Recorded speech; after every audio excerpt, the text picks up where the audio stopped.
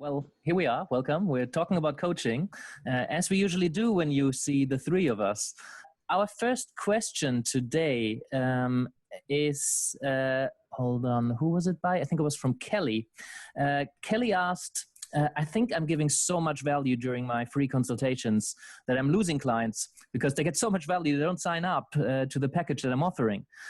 So in your consultation, however long that might be, there've been already shifts. There've been already so much value. Maybe you're the kind of coach who, puts suggestions out there, recommendations, whatever it is. After your first session, which is supposed to be the entry into a package or into a longer relationship, they walk away with so much value that they don't actually sign up as a client. Happens occasionally. Maybe it happens to you often. It certainly happens to Kelly enough that she's considering whether maybe she should perhaps do a more traditional consultation where you don't actually get into any kind of value or coaching. So I think it's a valid question to discuss, and hopefully gets you to think about how you run your consultations or first sessions or whatever you might call that. So I'm just throwing that out there. Thank you, Kelly, for the question. What do you guys think? Yeah, it's interesting. I mean, when I first came out of coaching school and started my personal coaching and was trying to meet new clients, I used to offer a 1-hour consultation. And I kind of saw that mostly as an opportunity for me to speak about coaching, what it is, and kind of introduce this topic to people who maybe hadn't come across it before. But more recently, I read a book called The Prosperous Coach, which you guys actually recommended to me. And that kind of made me think about the initial consultation in a completely different way. And I kind of shifted to making it a 2-hour consultation and making it an actual coaching session in itself. And it's interesting. I feel like I can relate to Kelly's question, because I would say one thing that's happened since I've done that is I've also struggled with actually then converting people into ongoing clients, whilst I felt like the experience they had in our 2-hour session was kind of perhaps so helpful and they got so much out of it. It felt so positive, and they even recommended me on to other people, but they themselves kind of didn't then continue to go deeper or further with me at that time. Now, this is all fairly recent and fresh, and maybe it's one of those where it takes a bit of time for the dust to settle, and then perhaps they will seek out further support or want to go deeper. But yeah, Kelly, I feel you. I could relate. So I'm curious what you two more experienced boys kind of have to offer. Yeah. And I think, from personal experience, by the way, like, I think it can be really frustrating. If you can help someone, you spend a lot of time with them, and then they're like, yeah, I'm good. But actually, looking at it, taking kind of myself personally out of it, I think is the best thing. If I can really coach someone really powerfully, and at the end of that session, they say, hey, that was great. I don't need you anymore. I'm happy. Right. And what I've seen is that's really useful is not just coaching people on the thing that they come to. And often I think people, come with one problem or one goal. But what I like to do is just really slow down and see what is behind that. So I like to go, there's two things, that I like to do. I like to go wide, just really asking what else do you want? Before I kind of go into one thing, I want to really slow down and ask that question 4 or 5 times. Well, what else do you want? That's great. You want to build a rocket ship? Cool. Let's put it on the side. What else do you want? Mm-hmm. And I think by just really slowing down, we can get and just not for the sake of signing them up or having them enroll into our packages, but really slowing down and seeing what are the things that they want. And often what I've noticed is that the first thing that they come with is not the most important thing that they want. Mm-hmm. Right? So first I'll go wide, and then the second thing I do is go deep by asking them, the why question, or asking them, what is the reason you want this? Right? So why can sometimes feel a little bit, maybe judgmental or something, but I think it's a powerful question to just really slow down and say, well, tell me more, like, why do you want this? Or what's the reason you want this? And then you go a few levels deep, right? There's a great story that really stuck with me. one of my coaches told me this years ago. He said, you know, a man comes to a coach and says, hey, I want to build a rocket ship. And the coach gets excited and says, let's do it. Right. And they work together for a few months. And then, you know, the client is really unhappy and the rocket's almost built. And the coach is really, you know, surprised and says, what's going on? And he says, well, you know, I wanted to build this rocket ship because I want to get away from my wife. Right. and this happens often when we jump too quickly on board This and happens try. often? Well, maybe not the exact situation, but I think, you know, it happens often that people come for one thing, but the actual reason is something else. Right. And I think personally what's really helped me is just to slow down and again, not so much for my own agenda. I don't want to like find out, well, tell me about your biggest dream, but I want to just really slow down and find out what is the real reason they came to that session with. What is behind that? Right? Yeah, I think that's looking at what's behind those goals gives you a lot to work on potentially. It just really opens up the session to a point where you can't possibly like shift all of that in one session. So looking at what the higher level goals are is, I think, super important to put things into context. You know, it gives you so much to work on with this presenting issue or the presenting goal, the one that they come in with first as the first step on a larger journey. However, I want to also respect the goal that they're coming in with. You know, for example, the client I was immediately thinking about wanted to build their website. You know, and after that session, she had enough to go away and build her website. You know, we went through this whole process and it was really useful. She had an experience of what coaching might be like. And I know ultimately she'll probably come back, you know, if there's something else that she wants to utilize that process for. It's just at that particular time, that's the thing that she wanted to do.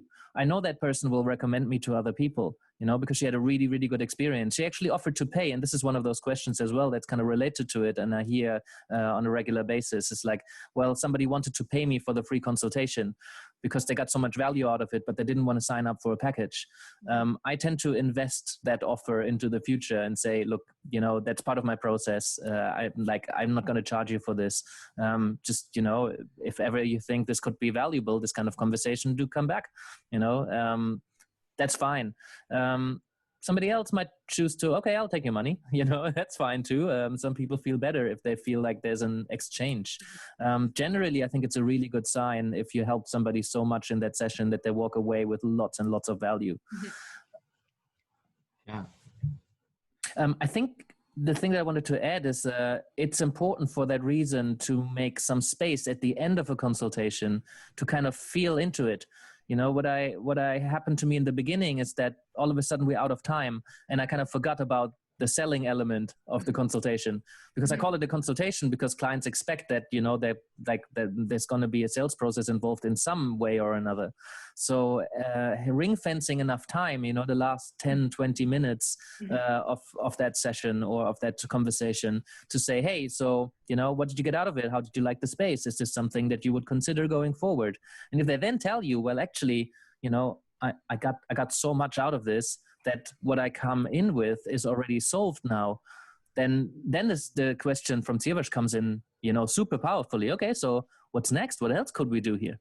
You know, if we got rid of this that you thought was a really complex problem, that you reached out to somebody for help, you know, if we can solve this in an hour or two, imagine what else we could do. Well, what else do you want to do? And that's a really exciting conversation that you want to have some time for at the end of the conversation. I really agree with that, Yannick. I think that's super powerful, and that's certainly something I feel I will take forward into my process. Yeah. Yeah. So. You know, and as coaches, we have options, right? Personally, I don't make, you know, a proposal in the first session. And for me, the same reason is like, I would never ask a girl to come home with me at the first date, right? It's the same idea for me. So I just want to slow down. So if at the end of a session, I'll just check in with someone. Has this been useful? You know, and then I'll just ask them, would you like to speak again? Right? So there are different options that we have here. And, you know, so something that came up for me, I Sorry, coach. I can't get over the idea that on the first date, Siwash goes far, like wide and deep, but it doesn't take her home. Yeah. No, Sorry, please continue. Carry on. That's a good one. But I think, like, so here's something that might be useful for the listeners, right? Someone came to me, very successful, right? Making, I don't know, I think it was like 7,000 to 10,000 a month in their job. And he wanted help building his business, photography business, right? And he came into the session really, like, you could see that he was stressed out. And he said to me, hey, I've been doing this for 4 years, right? I've talked to so many coaches, can you help me? Can you promise me that you can help me, transition out of my job in the next 6 months, 6 to 12 months? And I said, well, hey, let's slow down. Like, tell me more about this. And we spent like around an hour together. And, and again, I did this exercise and I really found out, well, what the reason is that he wanted to transition out of the job. And initially was like, yeah, well, it's my passion. And I see this a lot of times, right? We think, well, we need to follow our passion because that's the thing to do. And when we really slowed down, it came down to, well, you know what? My job is making me unhappy. And I just asked him like, hey, are you open to be coached around that? And he said, yes. And we had a coaching session just around that, right? Because I believe that happiness is an inside job. And we coached around that. And at the end of that session, he was like, you know what? He came back and he emailed me and he said, hey, my life has changed. So I said, okay, are we complete? He said, no, I still want to hire you to build that photography business. But there was a shift. Instead of the frustration of like, I'm so unhappy, I hate my life, I hate my job, it went to, you know what, I'm really happy right now and I just want to do this. Mm-hmm. Right? And for that, I was okay to let that go. And part of me, the business side of it is thinks, well, you just lost a person, right? But I think if we do that, we really, we really invest in people. If we really, maybe he wouldn't sign up and he would just refer someone else, right? But what I really learned there is that we can slow down and help people get to what's really important. And for him, that was happiness, right? Yeah, and I think there's something in me that if I'm holding back because I don't want to give value, as much value as I could be giving, because I want to wait until they're signed up as a paying client, I think if you don't do that, it communicates a confidence that in your services that you can do that consistently. It feels a bit like somebody who would be hesitant to provide as much value as they could. They want you to sign up first so that they can be sure that they only give value to people who pay them. And I like it when somebody provides a lot of value as if you're already a client, because I don't see people who are prospects. I see them as clients who are starting out and they might not choose to continue, and they haven't paid me any money yet. But like, if you start the coaching process already in your first encounter, then you already started a journey of sorts. And I think that builds a very strong relationship. It's not this pre-conversation and then you start the coaching.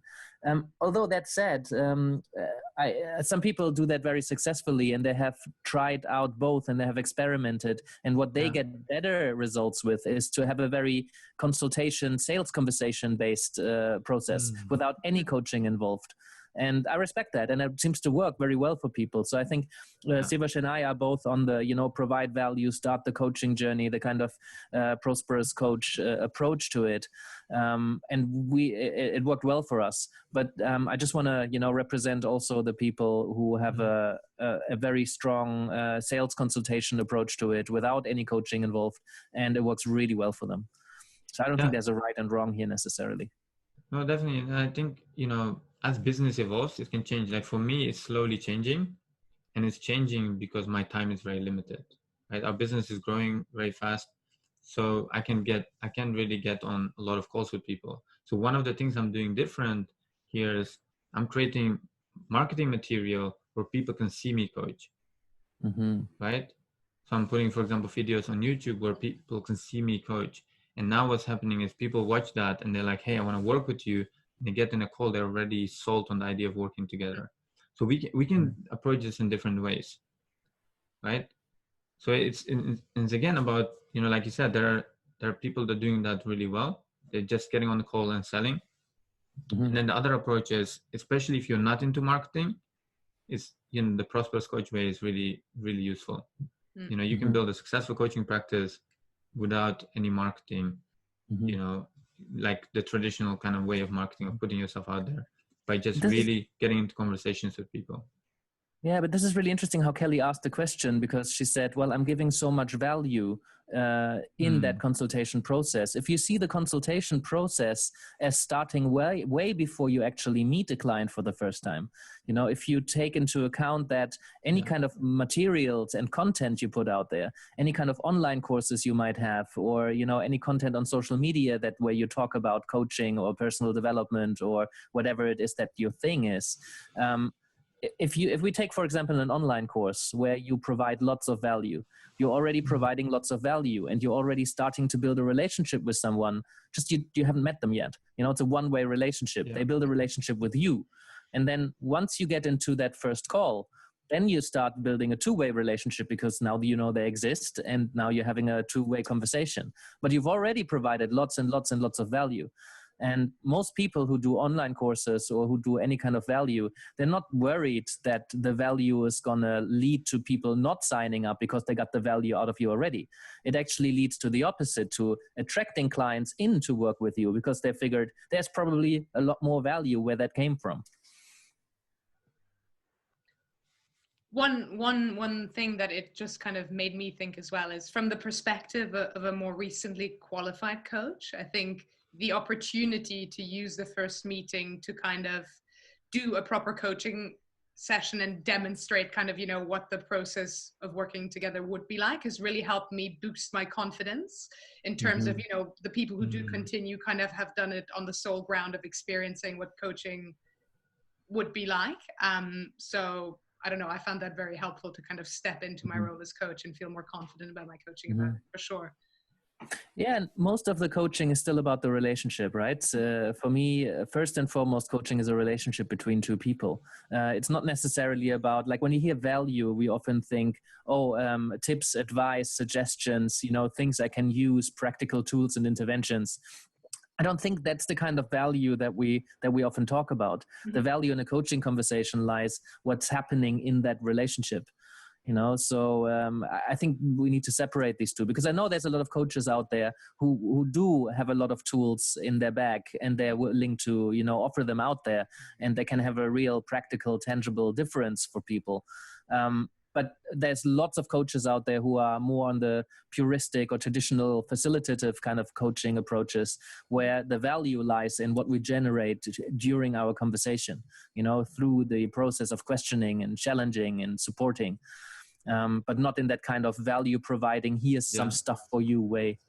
And actually, that's a really good point, because, and I made a note of that earlier, is that value is often something that we see, right? People read a personal development books like, I'm going to share this stuff and that's very valuable. And actually, I found that value is not often the same as creating impact, right? The most powerful coaches I've had, and I've hired coaches based on just an hour conversation where they're just quiet for 90% of the time, and they ask me like 2-3 questions, and they challenge me and they call me out on my stuff, and I'm like, I want to work with you, right? Rather than a coach that tells me, well, have you done this? Have you done that? Right? So that's really important to see that value. We don't want to give advice. I personally think, giving advice is definitely something that we want to stay away from. So value in coaching terms definitely is about, for me, it's about providing, creating space, helping people to see an insight and asking powerful questions and calling people out. Right. And again, not for the sake of it, but just creating a space where you can say something that other people are not willing to say for the sake of service. Yeah. So that's a great point.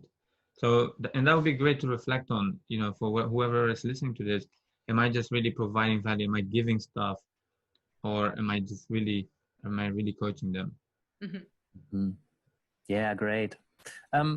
Anything else on this topic that you can think of? Because I think that would be a really good point to end on.